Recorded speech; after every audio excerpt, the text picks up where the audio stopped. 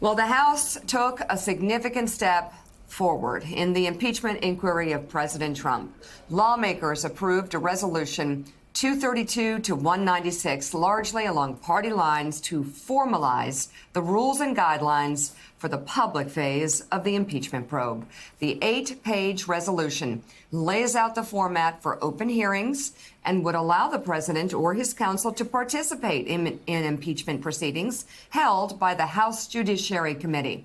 Two Democratic congressmen, Jeff Van Drew of New Jersey and Colin Peterson of Minnesota, broke with the party to vote against the resolution.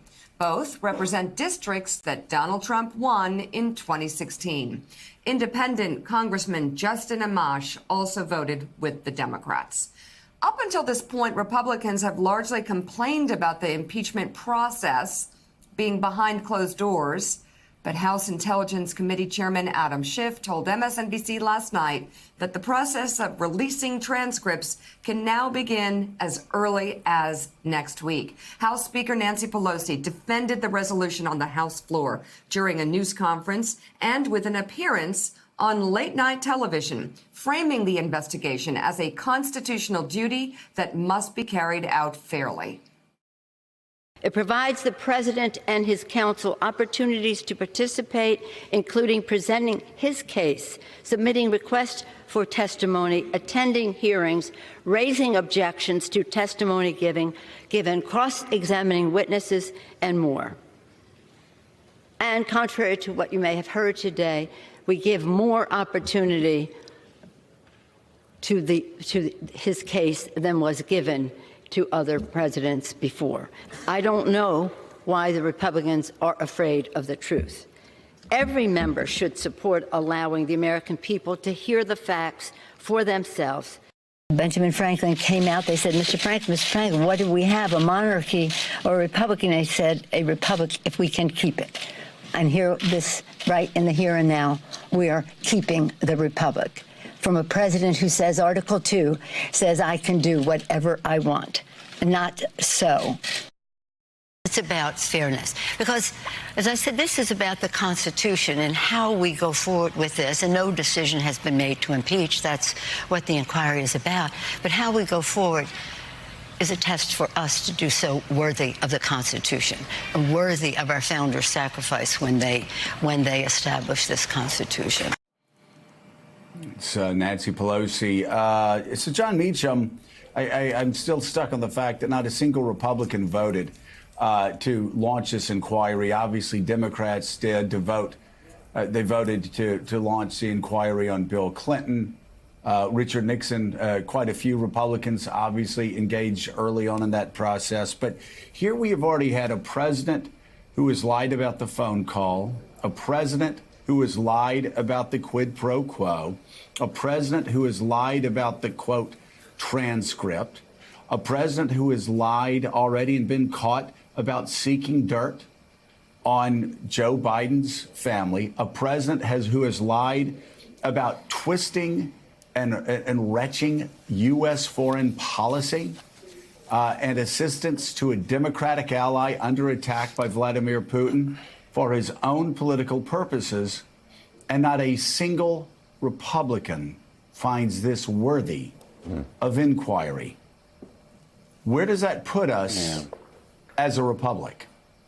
So I want Mika to get ready to be really excited and interested in what I'm about to say. I think we're interestingly, we're almost in a, are you ready? We're almost in a kind of a pre-Enlightenment, pre-Reformation world at the moment. Right. It's as though the primacy of reason, which was the entire inside of modernity, that you could look at data, you could observe reality, and then form your views, as opposed to being handed your views from on high, often from people who, either by an accident of birth, who was a king, or an incident of election, who was of ecclesiastical authority. They were the ones who were absolute rulers, and they would interpret the world for you, and you didn't have to worry about it. Well, along comes the Gutenberg, along comes movable type, along comes literacy, and the Reformations and the translation of Scripture into the vernacular, the scientific revolution, the European Enlightenment, and suddenly individuals are at the center of the story and are not simply in the audience waiting to be told what to do and what to believe. And the American Revolution, for all its faults, was in fact the clearest political manifestation of that insight. And so when conservatives say, modern-day conservatives say, they want to be true to the founding, or they want to return to the traditions of the American founding, the central tradition of the American founding is that you think for yourself. You observe what's happening, and you decide what to make of it. And you don't simply do what someone else tells you. You don't see it the way someone else tells you if they're on a certain cable network or if they won a certain election. And the fact that no Republican thinks that this is worth looking into suggests to me that passion and superstition and blind obedience have replaced reason for those people in this moment. Well, great minds think alike. Ed Luce, you actually wrote a column talking about how reason has been replaced by corruption, by nepotism, by this blind obsequience that, again, blows past the Enlightenment, blows past what Jefferson, Madison, Franklin, Hamilton all talked about. Again, that we actually use reason and do not blindly follow a monarch or the dictates of what an autocrat says.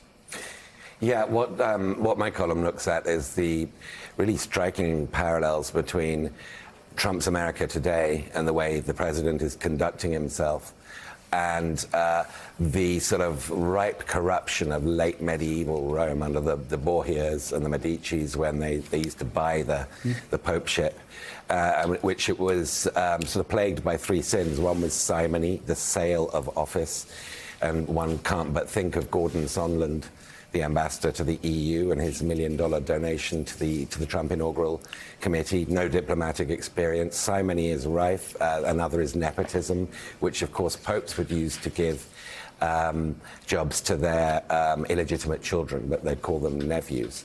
And if you think of Ivanka Trump as first daughter and her husband Jared Kushner as this sort of plenipotentiary figure in the White House, this is very much within the nepotistic. And the third is indulgences. Ancient medieval Catholic Church would sell indulgences in exchange for good works. You'd get less time in purgatory. And if you think of the extraordinary gap between what the church believed, which was the poverty of the gospel of Christ, and how bishops lived in palaces, and you think of the gap between the elites today, both Trump supporting and Trump opposing, and the creed of equality of opportunity, I think you see a dominant institution which is ripe for disruption. If Donald Trump is Alexander VI, which is the Borgia Pope, he's the one who sort of breaks that system, and as John Meacham was very eloquently putting, creates the conditions, the sort of anger amongst the people for Martin Luther to nail those 95 theses to the door. And it should be said, following that historic analogy, that printing was the disruptive technology then. Social media is now, I fear it's sort of a post-literate rather than an Enlightenment era social media that we're living in. It's a kind of memeology. But those parallels do I think provide very, very stark warning signs as to the world Trump's leading us into. Quite a history lesson from Professors Luce and Meacham this early in the morning. Yeah. Well done by both of you. Great references. Yes. Gene Robinson, let me go to you and just stop and pause. And this is the banner headline in the New York Times about impeachment. This is a historic moment. I'm not saying it's a good day or a bad day. You don't want to live in a country where your president is impeached, but obviously Democrats are compelled that they had to do something at this point, and this will now move into the public phase where it will become more of a show. But what we saw yesterday from Republicans, to bring it back, makes me doubt all the speculation we hear and behind-the-scenes reporting that there are cracks in the base, that some Republicans privately are moving away from the president. They're upset by what they've seen publicly. They're upset by some of the testimony they've heard in these closed hearings. because when they go out in public and when they actually get a chance to vote on this, there's no movement at all from Republicans. And why would there be any movement at all as this proceeds to an impeachment vote and then to a vote perhaps to convict in the Senate? Republicans have supported President Trump from the beginning, and yesterday on the record showed that they're not going anywhere. That's absolutely right, Willie. After Meacham and Luce, I was going to talk about the Code of Hammurabi. Go for it. Or maybe Cyrus the Great. But instead, I'll talk about this age of cynicism that we're living in. It's not new that many Republicans in the House of Representatives and many Republicans in the Senate see with clear eyes who Donald Trump is, what he's doing, and understand the damage that he is doing to our institutions, to our national security, and yet they follow, and it's cynical self-interest in a lot of cases, and so. It was a historic day yesterday, but to those Republicans, it was okay. It's a vote on the process, and really the party line is that the process is all flawed, and it's not actually a vote on the merits of the case against Donald Trump. So why should I stick my neck out and get it chopped off by a tweet? They all swear an oath, and they swear an oath to the Constitution. They don't swear an oath to Donald Trump, but their oath is more towards self-preservation and their own political prospects and their own political future, and they see it threatened if they stand up honestly and tell the truth, and so they won't do it. Well, part of this, though, has a difference between, has a lot to do with the difference between the House and the Senate. In the House, you have gerrymandered districts that have gotten increasingly gerrymandered and increasingly partisan over the past 20 years. In the United States Senate, the Republican senators that are going to be looking at this are Susan Collins in Maine, who a lot of Republicans believe is going to lose her seat. Cory Gardner in Colorado. I had one senior Republican telling me he's gone. He's just not going to win. Tom Tillis in North Carolina, who's in the fight for his political life as well. Who else do we have? Maine, Colorado. Yeah, I mean, so in a lot of these states, there are 4 or 5 Republicans, and then add Mitt Romney on top of that, Susan Del Percio, that are going to have some tough choices to make, especially in Maine. Susan Collins already in trouble because of her Brett Kavanaugh vote. Now, if she becomes a rubber stamp for Donald Trump and tells the people of Maine she's perfectly fine with him using his political office and using U.S. foreign policy to dig up dirt on a family member of a political opponent, she might as well start packing her bags 5 minutes after that vote. Well, you're right, Joe. But what I also think is to the senators' advantage is that they can watch everything unfold in the House, because this will be moving to the public phase. So the House will be making their case. They'll be presenting it not with 5-minute questions from members of the House, but rather professional staffers, which is a very important thing. So you could build up a momentum in questioning witnesses. And let's see what happens. When you look at the way this is rolling out from all the things that happen behind closed doors, there's a lot more information that can happen in front of the public. I think the House is wise. Nancy Pelosi is wise to move this forward. I think seeing public testimony next week, or I should say, or the release of the testimony next week to the public is critical. And now they can be building their case. And let's see what happens once that happens. That's where the Senate, they are the jurors. They get to have time and for the public to also make their opinions. And as we know, that whether you're Democrat or Republican, most of them look at the polls and see which way the wind is blowing. So these Republicans may end up being in a position where it's advantageous to them to actually vote for impeachment if the case is properly made.